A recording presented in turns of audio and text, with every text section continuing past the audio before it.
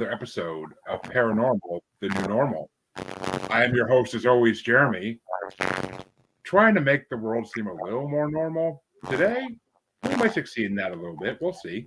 But my guest, as always, I have a guest to help me with that. And that guest tonight is David Winters, who is a spiritual teacher and a future author, from what I've heard. But we'll get more into that later on. Yeah. David, how you doing tonight? I'm doing great. It's good to be here with you. Yes, good to be here with you as well. And I am looking forward to talking to you about a lot of these topics. But first question I ask everybody on this show is, what got you into the paranormal or spiritual? Well, that's a good question. It didn't happen early on in my life.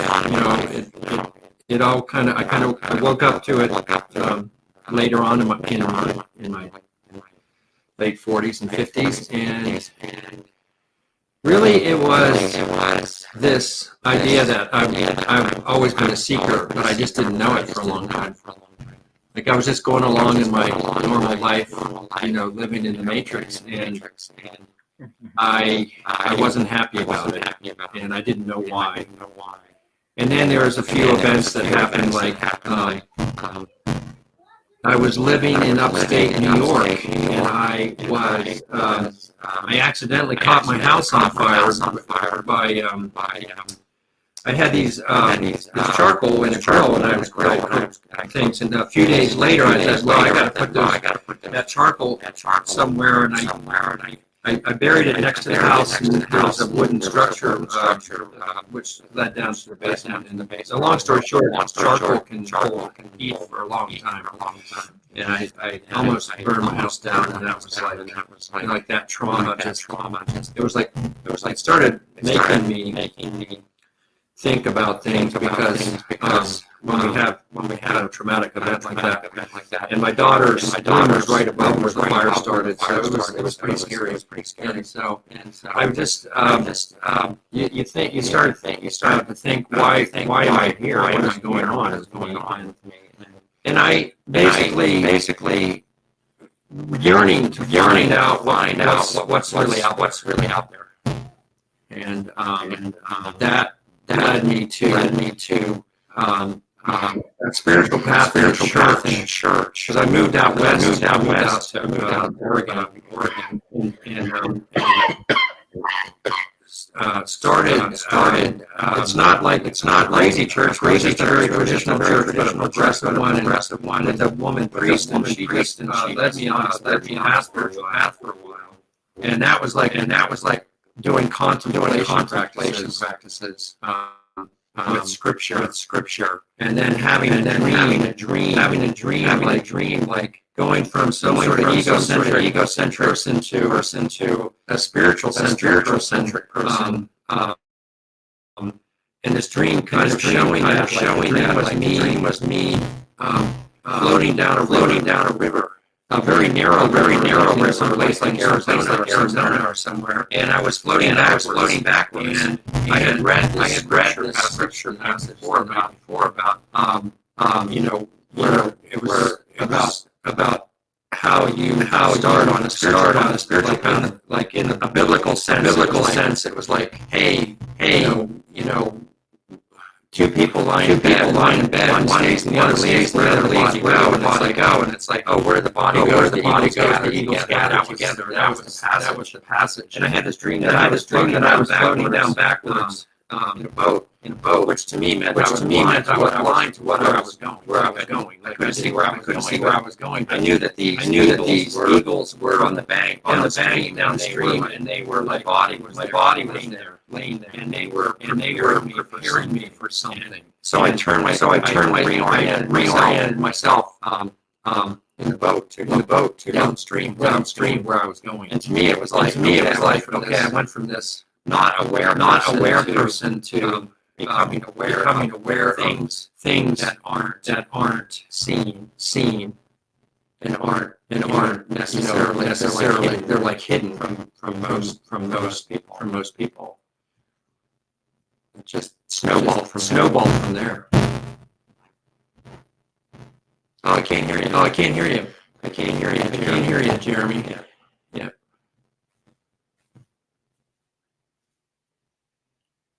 All right. Oh, there you go. Oh, there you are. There you are. All right. Give me one. Yeah. I just want to do that. And Those things. Sometimes they have to charge, right? all right. I was hearing. Oh yeah. Are you hearing it as well? I'm not hearing it at all. You sound fine. You sound fine to me. All right. Well, There you go. Yeah. just me. What? Yeah, I'm not hearing. Yeah, I'm not hearing any background noise or anything. Okay. Must be just me then. Which is fine. Yeah. I'll live with it. Okay. But yes, the unseen. Which I wanted to get into that in a little bit. But it sounds like your story in this life was this very, very unique. And I mean, I almost wish I actually understood it. But my second question I always ask these things. Yeah. Have you ever had any experiences with spirits, ghosts, cryptids, aliens? Yes. Now, I've had several experiences like that, but I want to clarify it because the experiences I have are that in the physical plane, I don't see them. Like, I know people have seen spirits in the ghosts, literally seeing them with their eyes. I am very attuned clairvoyantly, so I can see things that are out there that are disrupting places or deliberately blocking. And I can give an example of that in a minute, but I can see that there were aliens they're on the earth now. They've come down to Earth. My belief system is like I have no doubt about that. And one example of that is in 2020, I went to Roswell, New Mexico, and I went to the site where the purported crash of the alien spacecraft was in 1947. And not only did I tune in clairvoyantly and could see that they had actually done that, and that it wasn't a fake thing, it was a real thing, but that I was related to them somehow. That I was related to them as someone who is called a starseed, who had spent like a past life on another planet and not on Earth, and that these people that came down to Earth were my family, maybe some generations apart, but they were still someone that I could feel it in my body, like I could feel like I was connected with them. And so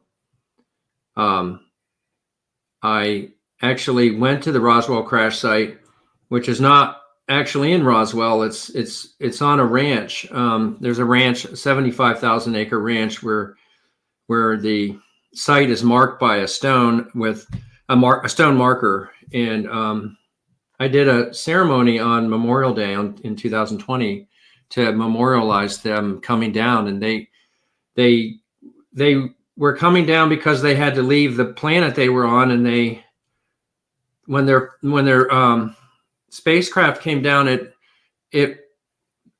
hit all this disruptive energy, and the disruptive energy, it was a few years before one of the first atomic bomb tests was done near that area, it was in White Sands, New Mexico, and at a place called the Trinity site. Yes. And their ship was disrupted by that atomic explosion energy that was still in in the area. That's what I was seeing, and that's why they crashed. So I have been with people who see ghosts and see spirits, and one of the persons that I was with back in 2020 was someone who was my girlfriend, and she had several experiences while we were together. We were first in Tennessee, and we came back to Arizona, and she could see spirits everywhere. Like, she just had that ability. Yeah. And the one story I want to talk about her is that my mother had passed away the year before, and we were in an Airbnb in Arizona, and she saw my mother in the house, and she didn't know it was my mother. She had never seen her before, but she said, there's a woman in the corner screaming. And I didn't know what to think about it, but later I realized it was my mother, and from her description of what she looked like.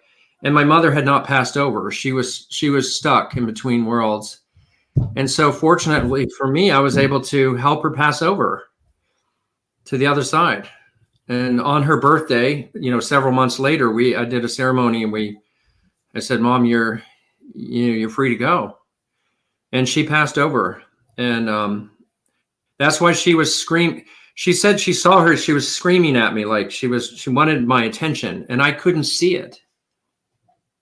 So I relied on her eyes.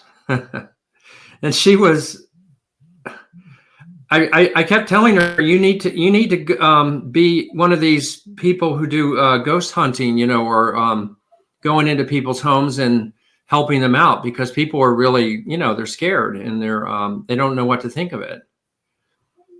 Yeah. So, Yeah. she hasn't done that, but she was told not to believe that, her parents, what do you, that's not true. Don't, that's a big thing for a lot of people.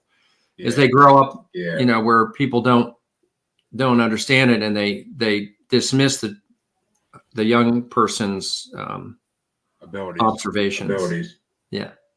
Yeah. I actually recently had a born Catholic medium on the show. And like, that was the way it was with my childhood.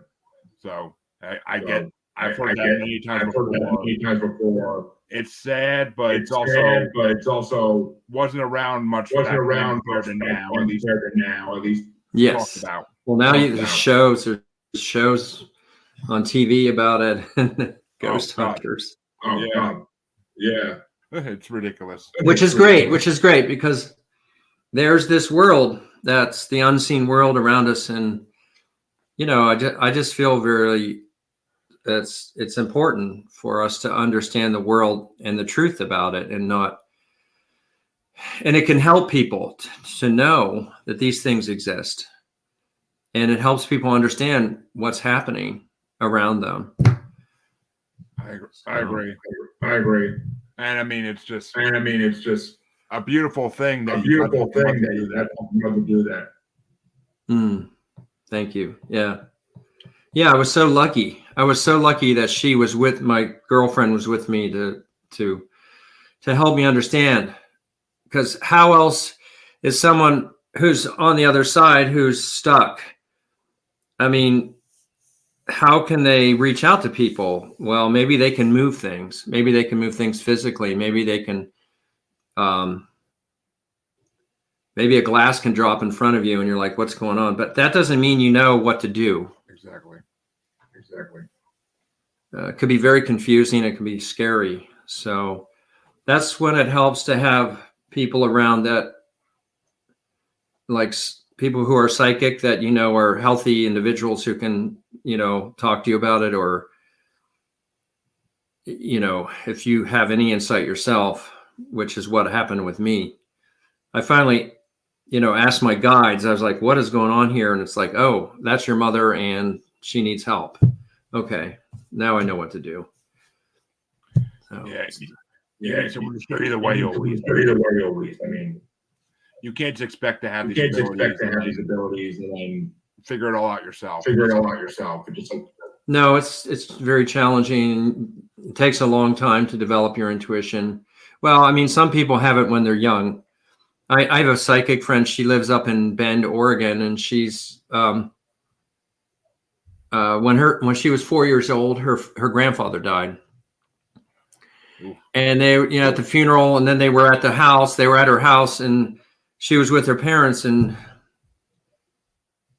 she said, "Mommy, Daddy, there's Grandpa," and she saw him in the room. He was there, and it was after he died, and they were like, "No, you didn't. No, you don't see him." It was just they were panicking. But she was somebody that could see from a very early age, and I don't feel like that's me. Like it. I actually met a man from Africa who was a shaman. And that was back in 2014. And he's the one who told me, he said, you're like the seer. He called me the seer of the unseen. He said, you can see things. And I didn't really know. I knew I could. I mean, I had experiences before that, but I didn't know how much I could see. And then I started working on it. It's like being intuitive and seeing things is requires it's almost like a muscle to exercise. So I worked at it. For me, it was work. I had to work at it to gain access to that. And some people, they're born and they're just naturally gifted with that. Everybody's different. Yeah. I've actually been told by a lot of mediums and psychics that everybody has this gift. They said to learn to awaken it. Some are just born more than awaken. Right. I mean, and I don't know. Yeah, and everyone has it in a different way. Some people are clear, like me, clairvoyant. Some people are clairaudient, which is hearing. They hear things. Some people are claircognizance. They just know. Or clairsentient, and that's you're through your senses. They just can sense it. It's really interesting. It is. I mean, it's just such a fascinating field that people so many work in it. And like 30 years ago, we would have thought people were strange or obscure. Yeah, and actually people's, they were threatened, their lives were threatened because they had the gifts. And, you think about the killing or burning at the stake of witches and things like that. Some of these people were, had gifts that they were bringing out into the world. And maybe some of them weren't, all good. And some were, whether it was good or bad, there's just people had certain gifts and there was some sort of fear around their power. So I was in Scotland recently, up in Edinburgh. In Edinburgh, there's a city, a center, old town, and they burned a lot of women at the stake there. Like they burned several hundred women there over a period of time. Yeah. So yeah, so that's the fear. It's like, oh, this is not accepted by society, and you could lose your life over it. That was the old paradigm, and now things are becoming more accepted, and we can actually talk about it on a podcast and not worry about our lives. Yeah, I mean, apparently we've come a long way. We have, and apparently flat Earth is the topic they get the podcast taken down. From what I've heard. Okay. Oh, okay. Interesting. Yeah. But so when you were in Africa, how was that? Because that seems like an amazing experience. It's been in my bucket list forever. I have never been to Africa. So the man that was the African shaman, his name is Maladoma Somé, and he was from a tribe in Burkina Faso, which is in Western Africa. And he passed away about a year ago now. But his mission. So when he was born, and he wrote a book about his like an autobiography. I think it's called Of Water and the Spirit. And he when he was born, he talks about the shamans got together and they decided what to name him, and his name was like his purpose. So they discerned through an intuition that his name was Malidoma, which meant friend of the stranger or enemy. And the idea was that he was to grow up and learn all the skills of his tribe and then come to the West and teach people in the West his traditions, which is like earth spirituality. So circling back to earth spirituality. Yeah. So he did take people over to Africa, but I never had the time or the money to go. Yeah. And it's a very different place. There is a lot of spiritual energy over there that is good and not good. And you have to be really careful about what you're doing over there, actually. Yeah, I'm sure. Not that that's a judgment against anyone, but it is the way it is. I mean, there's just people over there. You grow up with spirituality. You grow up with all kinds of human-based practices and then nature, and everything is spiritual, and it's just that's part of growing up. And here we don't necessarily have that experience. We don't, but I mean, there are places in our own country that are mystical and sacred, right? Yeah. Have you visited any of those? Are you talking about like Sedona, Arizona, or places that are considered to have high spiritual energy or high vibration energy? Yeah, places that connect you to the earth spirits and everything. Yes, in fact, I live in Mount Shasta, California, which is a place where people come from all over the world to have a spiritual experience. So there's a plethora of magical opportunities here. One experience, one thing I would relate is when I moved here a year ago from Arizona, and I do travel around a bit. One of the first things I recognized was that the house I'm renting right now has this backyard with a water feature with a stone wall. And it's not functional anymore. The pipes are disconnected, but I recognized that there were these spirits in the wall. They were fairies. It's fairies and a gnome. And I spoke to my friend in Bend, my psychic friend in Oregon, and I asked her, what do you see in this wall? She goes, oh, you have fairies and they're helping. They're there to help you. And it was just like, I realized that this whole mountain there are fairies everywhere here. And there are people, I started meeting people that could see the fairies in the physical realm, which I can't. I mean, admittedly, I can't. But I will share one experience that I had with one of the fairies in the wall. Back in August, I was preparing a trip to Scotland and Ireland, and I was meditating in a little fold-out chair back there, and in my mind's eye, because I can't see these things in the physical realm like some people can, but I saw this fairy, or it's almost like a very tall fairy spirit, like an elven fairy spirit come to me, it was so clear, it was clear as day. And she's like, well, she told me her name, and she told me that she wanted to come to Scotland with me because that's where she was from. She said, you know, they can travel on these pathways, energetic pathways, I guess, around the world.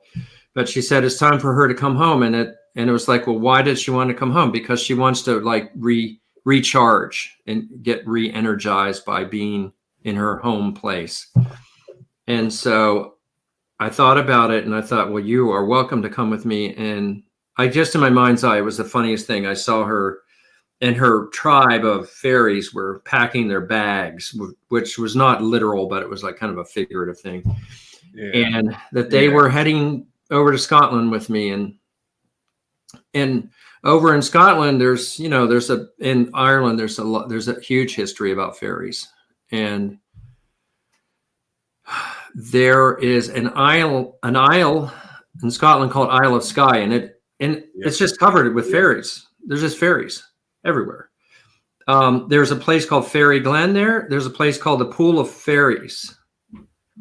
And that's where she wanted to go back to, that place called the Pool of Fairies. It's like the isle is just this beautiful mountainous island, just natural beauty there.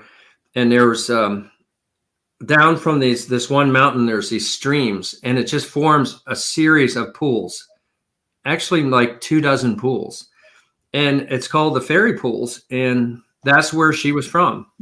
And I tuned into that, and I went back to the pool where I felt like they were to come back home, and we did a little celebration, and I had my flute, and they love, you know, flute music, and they love sweet things. And I, you know, I had never been, I never understood this before.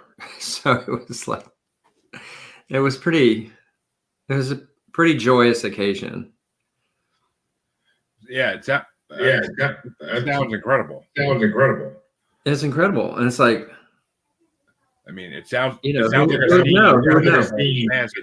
fancy book, which is amazing. Fanciful, very fanciful. Yeah, it's fanciful. But I mean, that just, it's funny because I put that, I did a video on that story, and I put it on TikTok, and it went viral because people were like, I think it's just kind of a curiosity for some people, and then it's something you don't hear about every day. It really isn't. I think you are the second person ever on my show about Fae or Faeries. The Fae, yeah. But so what is the purpose of the fairies? On Earth? Is it like typical? Well, they are nature protectors. They're nature protectors. Yeah. Okay. So they work with the plants, they work with the animals, they work with the trees. And, you know, to give you an example of this, actually in Scotland, there's this, it's a very old spiritual community. It's been around for decades. I don't know if you've ever heard of it. Findhorn. It's in the north part of Scotland. It was these people from England. You could look it up. They intuited that they were to go up to this area in Scotland and start this kind of like a permaculture community with growing food, growing vegetables and things. But the difference is one of these people, I'm not sure who, they could see they could see those nature spirits. And so they actually were working with the nature spirits to grow the vegetables. And here, Scotland is really far in the north. I mean, it's about the same latitude as Washington State, or, you know, depending on where you are in Scotland, but they were really far north. And they were purportedly growing vegetables, and because they were working with the spirits and asking the spirits to help with the growth of the plants, they actually grew some of the biggest vegetables that were ever grown because of that spiritual connection. And you can still go there today and visit. But it shows you that you can work with this, with the spiritual aspect of anything living, and to create change. I like that. I like that a lot. But so I'm not even trying to. I'm not even trying to anything here. Like I'm introduce my asses. That's okay. If I've been poked fun at, believe me. no. I mean, I it's just I'm No, curious. I'm curious. Yeah. If fairies Are real, does that mean that does that mean that other similar creatures to them in lore, similar such to them as in lore, such as goblins, goblins, etc., are they etc., as well? as well? You mean, I didn't hear the first word, but you said goblins and the ghouls? Yeah, trolls. Yeah, trolls. Yeah. Trolls. I have never had any experience with trolls. You know, whenever there are fairy tales or these, I mean, even let's talk about Saint Nicholas. I mean, for Christmas. I mean, whenever you have these so-called stories of these people or spirits, there's a really good chance that they exist in the other realm.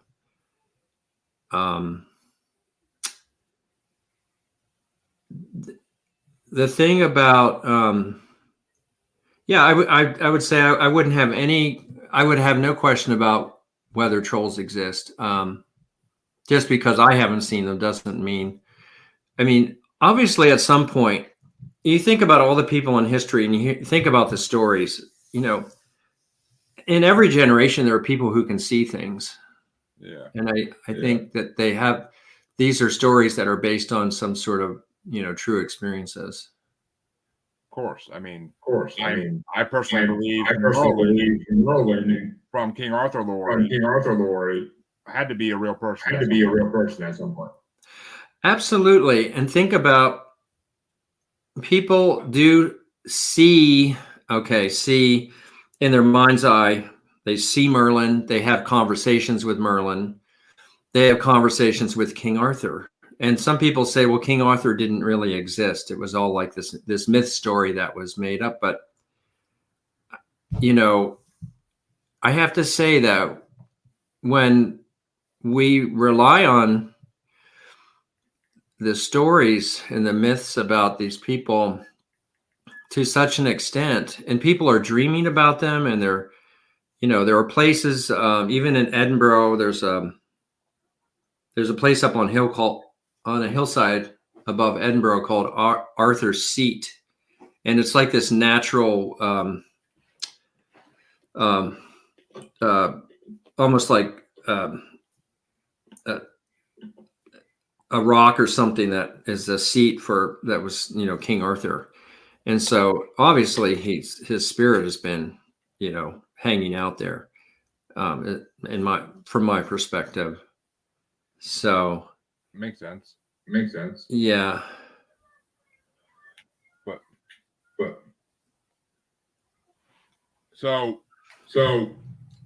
I mean, so is it possible that the creatures are what people mistook and called Bigfoot or I was just going to mention, I was going to say Sasquatch because my person, I have connected with Bigfoot.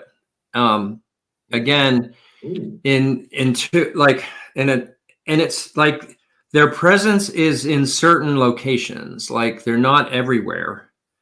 But when I was up in Washington State last year, I could feel their energy, and I didn't expect that to happen to me. Like, I'm like, oh, Bigfoot is up here. And so there's always this question about Bigfoot, like, does Bigfoot exist? And I think you really have to first ask the question, does Bigfoot exist in the physical realm? Just like fairies. Do fairies exist in the physical realm? Does Bigfoot exist in the physical realm?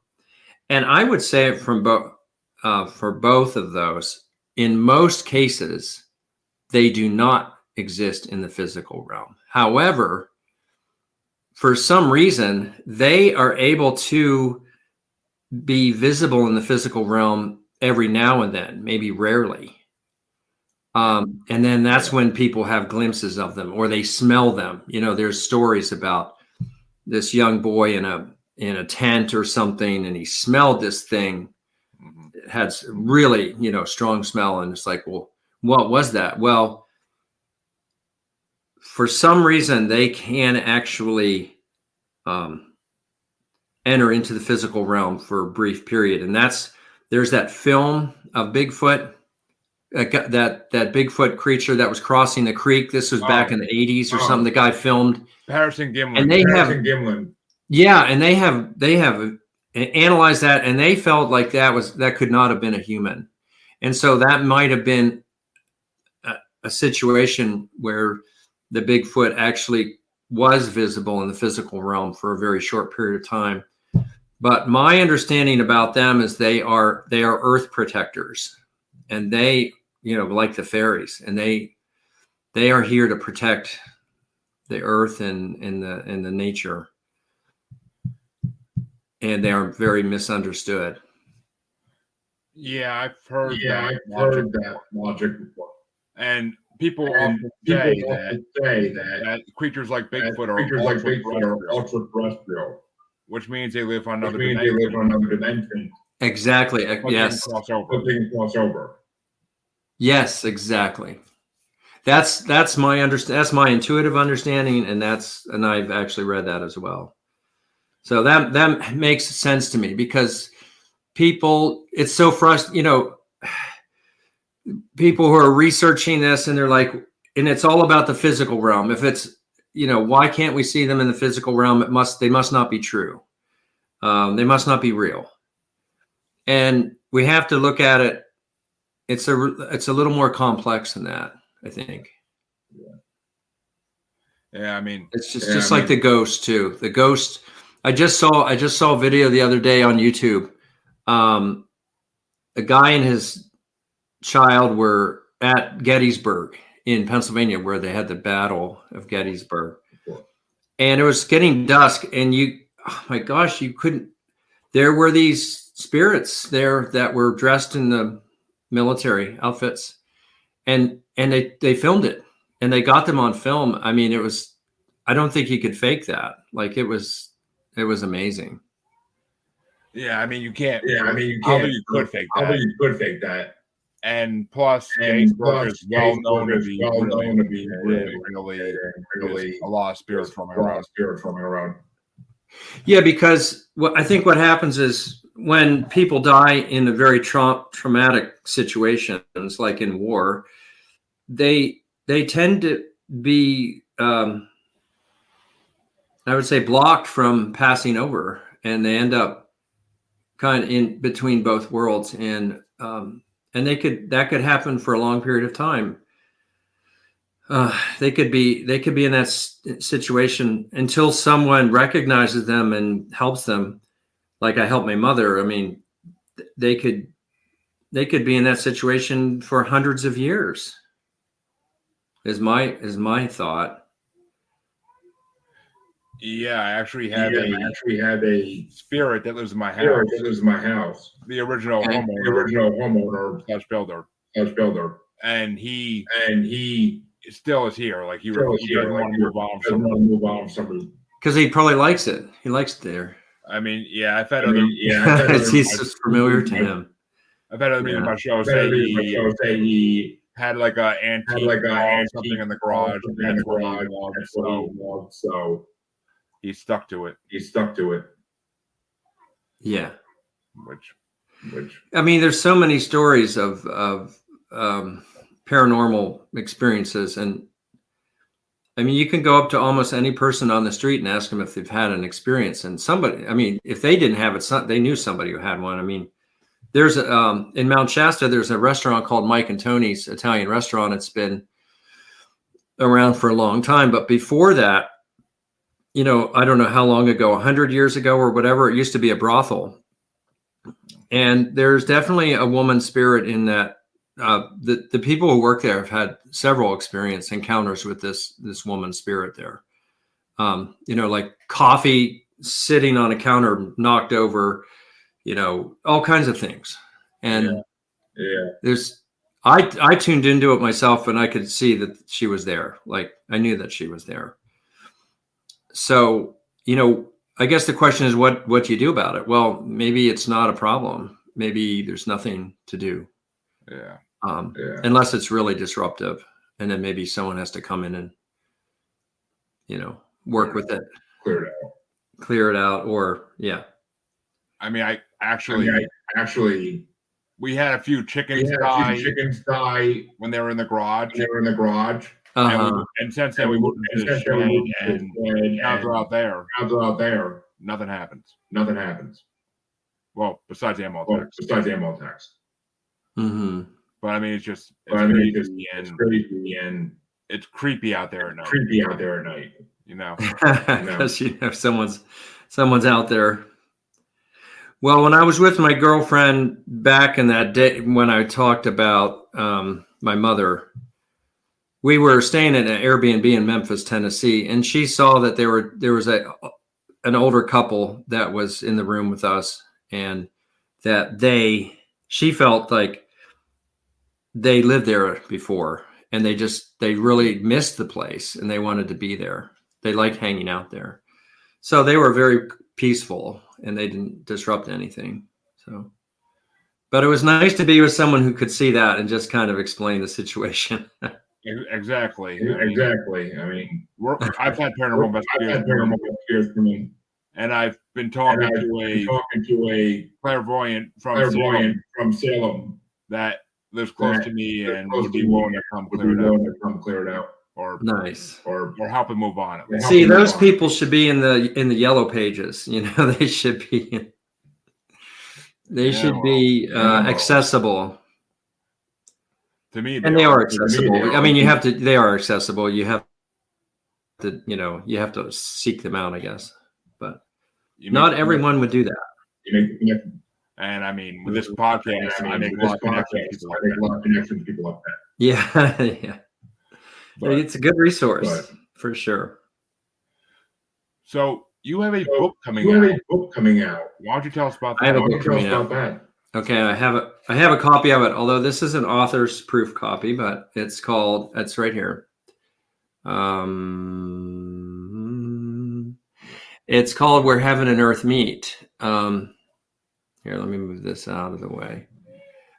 Stories of healing, magic, and remembrance at sacred sites. And so over the years, I have visited a lot of places that I wouldn't even know about, but my intuition said, oh, go over here. Yeah. Oh, go up to Wyoming and go to this place, or I was in Oklahoma, and this woman told me about this place called the Heavener Runestone Park, and it's a giant, like a 10 by 20 stone that has these ancient carvings from the Viking alphabet, basically. And it was like, well, what is this place? And there's 8 characters about 1 foot tall, and they're rune characters. And there's a woman who studied this stone for 50 years, and her conclusion was that the Vikings came over to that spot in 600 AD. And it's like, what were they doing there? Well, and why isn't this known? Like, there's so much that's not known about things. Yeah. And I was getting that the earth is like, it's almost like a human body in a way. We call it Mother Earth, and it's like, I don't know if you've ever had acupuncture before. Can't have. So let's say you have a headache, and they put an acupuncture needle in your hand to alleviate the headache, because there's meridian energy lines through your body, Yeah. and that is somehow connecting to the meridian up in your brain, and it takes the headache away. So the Earth's body's similar. It's like there's meridian lines all throughout the Earth, and it's kind of like random. To me, it's kind of random, but these people in the Viking lands up in Scandinavia, they could sense that this place was there on the Earth, and they wanted to go there. It's like a holy grail site for manifesting whatever you want, and that's what I think. That's what they saw. So they came over there, and the rune characters they wrote down were, to me, were like, this is a site for manifesting anything you want. And so that's in the book. You know, I write about that. I write about places in Ireland and Scotland, and mainly, and in the U.S., places that aren't really known, but have a lot to offer people. Sounds like it. This book is coming out soon. It's going to come out soon. I just made a decision. I will do a self-publishing ebook first, and then I'll have it published maybe by I don't want it. I don't want the book to wait. I want it to get out there somehow. Yeah. But I also have a website called spiritoftheunicorn.com, and I have meditations for sale on there that I have recorded myself. They're like audio files and PDF files, and I do tours. Like, I have a tour planned for May in Scotland, and we're going to be connecting with the fairies and the unicorns. And because I don't know if you know this, but Scotland, the symbol for the Scotland is the unicorn. Yeah. And the symbol for England is the lion. So you have this coat of arms for the UK is like the lion and the unicorn. It's just like, well, why is there the unicorn in, you know, why do they have that as the symbol? Well, because there's unicorns in Scotland, and they're just like Sasquatch or Bigfoot. They're in a different realm. They aren't visibly seen usually. Yeah, which I mean would make sense. Coming back to that. We've been talking about a lot about that, about how things can be visible. And I know people here in Mount Shasta that have seen fairies for real, and they look really strange. And they'll describe them in detail. But not everyone can see a fairy. Yeah, I mean, I don't imagine they look like him. So, yeah. But unicorns are real. I always question that one. Absolutely. I mean, in our culture, they're for children or for girls. You know, girls love unicorns, and it's accepted. But, you know, unicorns are incredible beings. They don't come from Earth. They come from somewhere else. And I connected with unicorns when I was over in Scotland in September, and I wasn't expecting it. And we were over there, and it's like, oh, here are the unicorns. They're there, and they've been there for a long time. But for the most part, they had to leave the physical, the earth plane, not the physical plane, but the earth plane. And a lot of spiritual entities had to leave the earth for a while because of the so much violence and turmoil on the earth and wars and things like that. But now things are different, and they're coming back. They're coming back to earth once again. Yeah. And why are they coming back? To help out. They want to help humanity. They want to help. They want to help with the healing of the planet. Do you think that's something to do with the great spiritual awakening we've had? Yes, absolutely. Because the world is not as violent and warring. Yes, there's wars on the planet now, but you know, there's a chance that that's not going to be the norm anymore. Yeah. You know, Ukraine is, you know, it's like, and just my opinion, it's like that the old guard of humanity is the Russian, you know, leadership forcing its will on another country. And it's like, well, I don't know if this is the way things are going to continue anymore, which is really great news. You're not the first person. You're not the first person to talk about that. I will say. But which makes me think, because I mean, if there are Earth, do all the other elements have spirits as well? Wait, could you say that question again? I said if there are Earth spirits, are there other spirits for the other elements? Like fire, water. Oh, earth, fire. Yes. In fact, if you go to the ocean, there are water spirits. They're called water sprites. And then you think about mermaids. And they're there as well. So fire spirits, absolutely. I have, not that I've worked with them, but it stands to reason. There are ways, out west, there's a lot of fires, and there's a lot of danger with fire, and especially with the drought that's been out here. And I know people whose houses were in danger, and they're working with the spiritual element of fire and protecting their house, and they could be in a neighborhood where every other house burned down and theirs didn't. And that happened to a friend of mine this summer. North of Mount Shasta, there was a terrible fire in the town. It's a town called Weed, Weed. And there was a fire in the lumber mill, and it spread north, and it went into this neighborhood. And my friend and her husband asked the fire spirits to not harm their house, and they had to evacuate. And the stairs up to the house were burned, but not the house itself. And all the other houses burned down in the neighborhood. So you could say, well, that was just the luck of the draw. But, that seems a little too. I know. It must be luck. Their house did not burn down. And it's like, okay.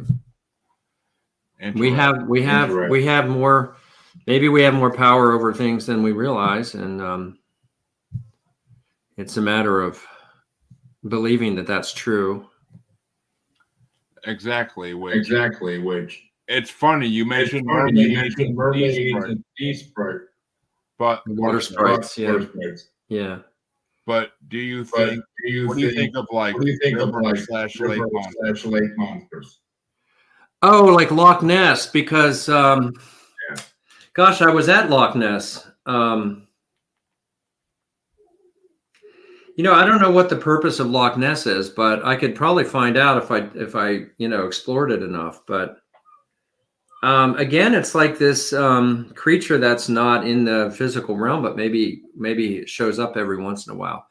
It's funny how we're talking about this, because it seems like a pattern that we keep talking about these elements or creatures from other realms that aren't in the physical realm, but can actually be seen. Yeah. In the rare circumstance. I don't know about that photo of Loch Ness back in the 1920s or whatever it was. Yeah. I don't know, but I don't know. Could be real. It could be, but I don't know. But that's an amazing. That lake is it's just like less than a mile wide, and it's just like 20 miles long or something, and really deep. So it's a very interesting place. The tourism there is high because of the monster. Everyone wants to go there. And there's like little cafes, and it's called Nessie Cafe and things like that. So it's in the human conscious. So does that mean it's just a fantasy? I don't think so. I think it exists. Yeah, I kind of feel like it has. It's back in Scottish records. Way back in history. Way back. Yeah. And Scotland's a pretty old place. Oh God. Yeah. Very old. Yeah. So why don't you tell my listeners to find your book one more time? Find you. Okay. promote yourself to the fullest. Promote yourself to the fullest. Yeah. Okay. So this book is, it's not out yet. So, but I'm going to put this on my website as soon as it's out there. And I hope by early next year, the first 2 months of the year, it's going to be out, either in book form or ebook form. So again, my website is spiritoftheunicorn.com. And again, I have tours to Scotland and doing work with these magical beings. And my next one is in May.